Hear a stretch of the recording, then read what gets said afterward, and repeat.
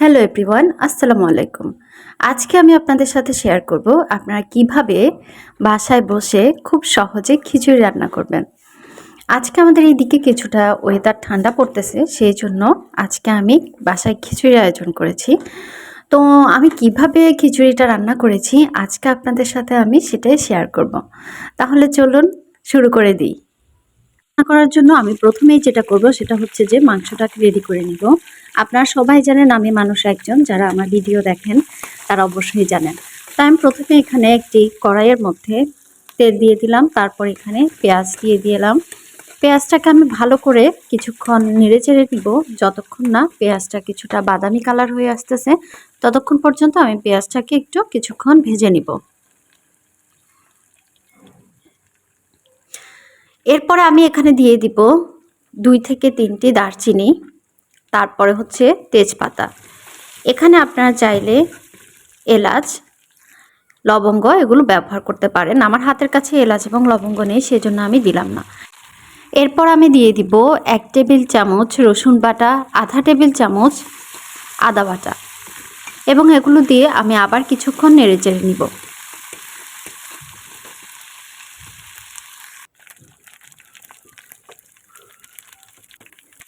এরপর আমি এখানে দিয়ে দিব আধা টেবিল চামচ মরিচের গুঁড়া, আধা টেবিল চামচ হলুদের গুঁড়া, আধা টেবিল চামচ জিরার গুঁড়া, এবং আমি এখানে দিয়ে দিব স্বাদ মতো লবণ।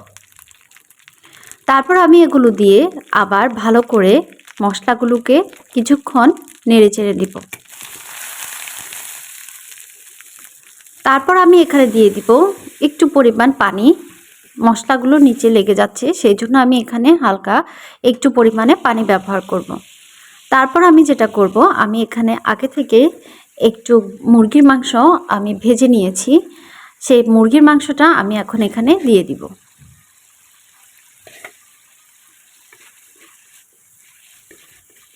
আপনারা হয়তো দেখে ভাবছেন অল্প একটু মুরগির মাংস, আসলে আমি মানুষ একজন, সেই জন্য আমি অল্প একটু আমার জন্য অনেক হয়ে যায়। আপনারা আশা করি কিছু মনে করবেন না। এখন আমি কিছুক্ষণ ঢাকনা দিয়ে দিব, তারপর আমি এটাকে 5 মিনিট পর ঢাকনা খুলে দেখব হয়েছে কিনা। হয়ে গেলে আমি এটা নামিয়ে ফেলব। মোটামুটি মাংসটা হয়ে গিয়েছে, মাংসটা রেডি করা হয়ে গিয়েছে আমার। এখন আমি মাংসটাকে একটু সাইডে রেখে দিব। এখন আমি একটি পাতিলে সয়াবিন তেল দিয়ে দিয়েছি। তারপর আমি এখানে দিয়ে দিব 2 থেকে 3 পিস দারচিনি এবং একটি তেজপাতা।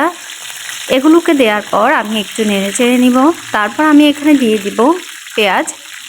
আমি এখানে 2টো পেঁয়াজ ব্যবহার করেছি। তারপর আমি এগুলোকে একটু কিছুক্ষণ নেড়ে চেড়ে নিব। যখন এগুলো একটু বাদামি কালার হয়ে আসবে তখন আমি এখানে বাকি উপকরণগুলো দিয়ে দিব। আমি এগুলোকে 2 মিনিট নেড়ে চেড়ে নিয়েছি।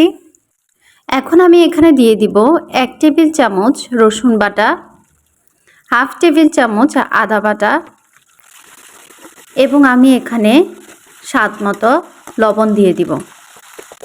তারপর আমি এগুলোকে আবার 2 থেকে 3 মিনিট ভালো করে নেড়ে চেড়ে নিব। আমি এখানে কিউব আকৃতির করে একটি আলু নিয়ে নিয়েছি। এবার আমি এখানে আলুটা দিয়ে দিব। এরপর আমি এখানে টমেটো নিয়েছি, একটা টমেটো কেটে নিয়েছি, সেই টমেটোটা এটার সাথে দিয়ে দিব, এবং এগুলো দিয়ে আমি এগুলোকে 3 মিনিট ভালো করে নাড়াচাড়া শুরু করব। এগুলো কিছুটা ভাজা হয়ে গেলেই আমি কিন্তু এখানে চাল এবং ডাল দিয়ে দিব। তো আমি এগুলোকে 3 থেকে 4 মিনিট আমি এগুলোকে ভেজে নিচ্ছি। ভাজা হয়ে গেলে আমি এখানে দিয়ে দিব ডাল এবং চাল একসাথে। আমি কিন্তু ডাল চালকে আগে কিছুক্ষণ ভিজানোর পরে এগুলোকে তুলে রেখেছিলাম। এরপরে আমি এখানে এটা দিয়ে দিলাম। এবার আমি এগুলোকে কিছুক্ষণ পর পর ভালো করে নেড়েচেড়ে নিব। আপনারা কিন্তু এখানে অনেকক্ষণ ধরে নাড়াচাড়া করবেন এগুলোকে, না হয় কিন্তু নিচে লেগে যেতে পারে। তারপর আমি এখানে দিয়ে দিব 1 টেবিল চামচ মরিচের গুঁড়ো, আধা টেবিল চামচ হলুদের গুঁড়ো, 1 টেবিল চামচ জিরার গুঁড়ো, এবং আমি সেই সাথে এখানে কাঁচামরিচ দিয়ে দিব। এখানে আমি দিয়ে দিব একটু পরিমাণ লেবু, আপনারা চাইলে এটা স্কিপ করতে পারেন। আমি এখানে একটু লেবু ব্যবহার করেছি যাতে আমার ফ্লেভারটা ভালো আসে, সেই জন্য আপনারা চাইলে এটা স্কিপ করতে পারেন। এরপর আমি এখানে 1 গ্লাস পানি দিব। আমি কিন্তু এখানে পুরো খিচুড়ির জন্য আমি এখানে 2 গ্লাস পানি ব্যবহার করেছি। আপনারা আপনাদের পরিমাণ মতো পানি ব্যবহার করবেন। কিছুক্ষণ পর আমার মোটামুটি চালটা হয়ে গিয়েছে, প্রায় 5 মিনিট আমি চালটাকে ভালো করে সিদ্ধ করার পর আমি আগে যে মাংসটা রেডি করে রেখেছিলাম এরপরই আমি এখানে উপরে মাংসটা দিয়ে দিলাম। মাংস দেওয়ার পর আমি আবার এগুলোকে কিছুক্ষণ নেড়েচেড়ে নিচ্ছি। আপনারা কিন্তু কয়েক সেকেন্ড পর পর এটাকে ভালো করে নেড়েচেড়ে নেবেন, না হয় কিন্তু এখানে নিচে লেগে যেতে পারে। তো আলহামদুলিল্লাহ আমার খিচুড়ি মোটামুটি রেডি হয়ে গিয়েছে। এখন আমি এটাকে নামিয়ে ফেলবো।